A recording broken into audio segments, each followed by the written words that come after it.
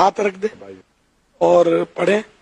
दादा साहेब की घोड़ी, ये कोई बुजुर्ग होंगे तो इनकी तरफ ये मंसूब होगा। दादा साहेब की घोड़ी वही अंधेरी रात, फुला का दर्द, फुला की जगह नाम ले, फुला का दर्द फुला जगह का, मसलन जैद का दर्द सर का जाए, सर पे आप दम करना चाहते हैं तो यूं कहें, दादा साहेब की घोड़ी वही अंधेरी रात, जैद का दर्द सर का जाए, यही लगी मेरी आस। ये पढ़कर 3 मरतबा पढ़े और दम कर दे। अस्सलामु अलैकुम। अपनी शलवार उतारो, दरख्त पर लटकाओ और मुश्किलें हल करवा लो।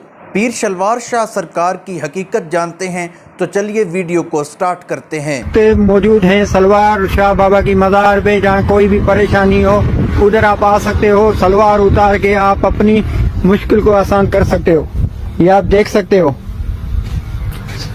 अस्सलाम वालेकुम रहमतुल्लाहि व बरकातुहू। दोस्तों मैं अभी मौजूद हूँ पीर शलवार शाह के पास, तो आप देख सकते हैं देखिए सारी शलवारें टंगी हुई हैं। ये ऊपर एक कब्र बनी हुई है जिसमें किसी ने आग भी लगाई है, और यहाँ आप कैमरा में दिखा सकते हैं। देखिए ये सारी शलवारें ऊपर भी टंगी हुई हैं शलवारें। लोग कहा जाता है कि जो जिसकी भी मुराद अगर पूरी करानी हो तो वो यहाँ पे अपनी शलवार उतार के लगा दे, और दूसरी शलवार लाना भी मना है सख्ती से, तो आपकी मुराद पूरी हो जाएगी। तो देखें आप दुनिया किस तरफ जा रही है और कौन सी तरक्की में जा रही है, और हम मुसलमान देखें कहाँ पे फंसे हुए हैं इन चीज़ों में। देखें सारी शलवारें लगी हुई हैं। मेरे भाई हम मौजूद हैं सलवार शाह बाबा की मज़ार पे, जहाँ सलवार उतार के दुआ मांगी जाती है, और दूसरी शलवार लाना भी यहाँ पर मना है, कहा जाता है ऐसा।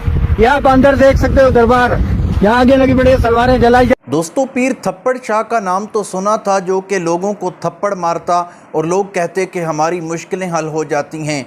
और पीर धक्के शाह भी सुना था, जो धक्का लगाता है और लोग कहते हैं कि हमें फैज़ मिलता है। और उसके बाद पीर नांगे शाह सरकार भी सुना था। अब पेश खिदमत है पीर शलवार शाह सरकार। इसके दरबार पर आकर लोग शलवारें उतार कर एक दरख्त के साथ लटका देते हैं और कहते हैं कि हमारी मुश्किलें हल हो जाएंगी। ये कौन सा दीन है कि लोगों को अपनी शलवारें उतारने पर मजबूर कर दिया गया है। और जब इन जाहिल पीरों की मंजी ठोकी जाती है तो फिर ये कहते हैं कि जो इस तरह के काम करते हैं ये नकली पीर होते हैं, असली पीर नहीं होते।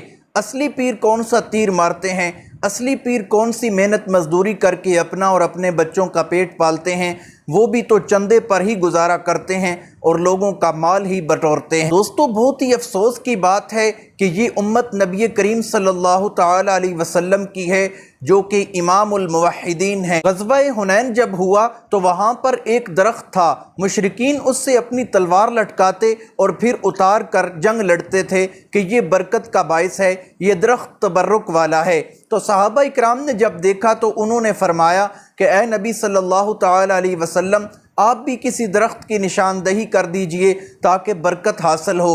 तो नबी करीम सल्लल्लाहु ताला अलैहि वसल्लम ने फरमाया सुबहान अल्लाह, इशारा था अम्मा युशरिकून, कि अल्लाह ताला जो लोग शिरक करते हैं उससे पाक है, कि ये शिरक है जो मुशरिकीन कर रहे हैं। वो दरख्तों के साथ तलवारें लटकाते थे और अब ये दरख्तों के साथ अपनी शलवारें लटकाते हैं। दोस्तों, लोग कहते हैं कि शऊर आ चुका है, अब लोगों को समझ आने लगी है।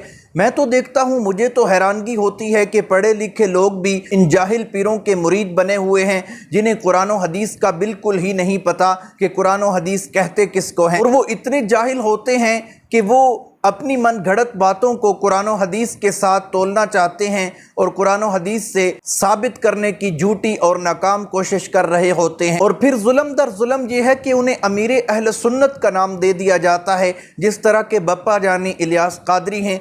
अब ये इसाले सवाब पर इनकी गुफ्तगू सुने, जिसमें ये कह रहे हैं कि जो चीज़ मना ना हो वो जायज़ होता है, उसके लिए किसी दलील की ज़रूरत ही नहीं होती। آپ یہ بپا جانی کی ویڈیو دیکھ لیں۔ کیا جاتا ہے پہنچا جاتا ہے تو اس میں کوئی حرج نہیں ہے۔ ہمیشہ یہ یاد رکھیں کہ کسی چیز کا منع نہ ہونا یہ خود دلیل جواز ہے، یعنی جائز ہونے کی دلیل ہے کہ منع نہیں، ورنہ تو بہت کچھ ہمارے ناجائز ہو جائے گا۔ یہ جیسے کہ اب لینتر کی چھتیں اور یہ پلر مسجدیں اس طرح خوبصورت، قرآن کریم چمڑوں پر درخت کے پتوں پر لکھتے تھے، اب ایسی چھپائیاں ہوتی ہیں تو زیر زبر پیش یہ بھی نہیں تھے صحابہ کرام کے دور میں۔ یہ بہت سارے کام بعد میں درس نظامی اور یہ عالم کی سندیں جو دی جاتی ہیں اور مدرسے بنائے جاتے ہیں، کچھ بھی اس طرح کا انداز نہیں تھا صحابہ کرام کا، تو یہ پھر سب ناجائز ہو جائے گا، گناہ ہو جائے گا۔ تو اس لیے چونکہ یہ چیزیں منع نہیں ہے بلکہ ان کی پذیرائی ہے جو اچھی چیزیں ان کی اچھی۔ دوستو بپا جانی ڈٹائی کے ساتھ یہ کہہ رہے ہیں کہ منع نہ ہو تو کوئی مسئلہ نہیں ہے، یہ بات بالکل قرآن و حدیث کے خلاف کر رہے ہیں۔ دوستو جو جنازہ پڑھا جاتا ہے اس سے پہلے اذان نہیں ہوتی، وہ اس لیے نہیں ہوتی کہ نبی کریم صلی اللہ تعالیٰ علیہ وسلم نے اذان نہیں دی اور نہ ہی ان کی یہ تعلیم ہے۔ منع تو کہیں پر بھی نہیں ہے۔ اگر یہ کہا جائے کہ جو چیز منع نہ ہو وہ جائز ہوتی ہے تو پھر جنازے سے پہلے اذان بھی جائز قرار دے دیں۔ اسی طرح عیدین کی اذان بھی کہیں پر منع نہیں ہے، اسی لیے نہیں دی جاتی کہ یہ دین نہیں ہے، نبی کریم صلی اللہ تعالیٰ علیہ وسلم کی تعلیم نہیں ہے۔ اور جو بریلوی حضرات قل تیجا 7واں اور 10واں کرتے ہیں اور کہا جاتا ہے کہ یہ دین کا حصہ نہیں ہے، تو کہا جاتا ہے کہ نہیں، یہ دین کا حصہ اس لیے ہے کہ یہ منع نہیں ہے۔ اگر یہ کہا جائے کہ جو کام منع نہیں وہ جائز ہے تو پھر منع تو عیدین سے پہلے اذان بھی نہیں، جنازے سے پہلے اذان بھی نہیں۔ جب کل تیجے اور 10ویں اور 40ویں اور تمہارے کھانے کا نمبر آتا ہے تو پھر کہتے ہو کہ یہ منع نہیں ہے اس لیے جائز ہے۔ وہاں تم اس لیے اذانیں نہیں دیتے کہ یہ نبی کریم صلی اللہ تعالیٰ علیہ وسلم کا طریقہ نہیں ہے، یہاں پر کھانے کا نمبر ہوتا ہے تو پھر کہا جاتا ہے منع نہیں ہے۔ یہ کس طرح کا ترازو ہے اور یہ کس طرح کا انصاف ہے؟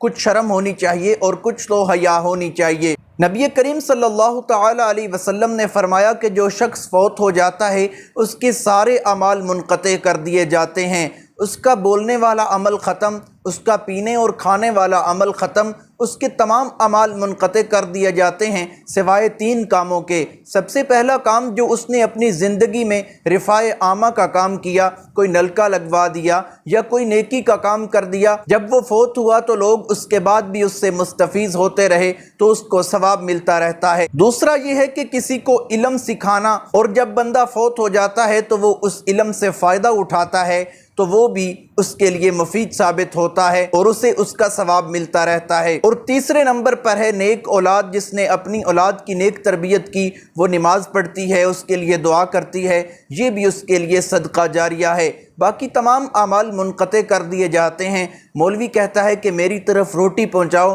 تاکہ میں تمہارے باپ کو پہنچا دوں، یہ مولوی کے گھر جاتی ہے، باپ کے پاس کچھ نہیں پہنچتا کیونکہ اس کے سارے اعمال سوائے 3 اعمال کے منقطع کر دیے جاتے ہیں۔ اگر شلواریں اتار کر درختوں کے ساتھ لٹکانے سے ہدایت اور برکت ملتی اور رحمت ملتی تو نبی کریم صلی اللہ تعالیٰ علیہ وسلم ضرور ہمیں بتاتے۔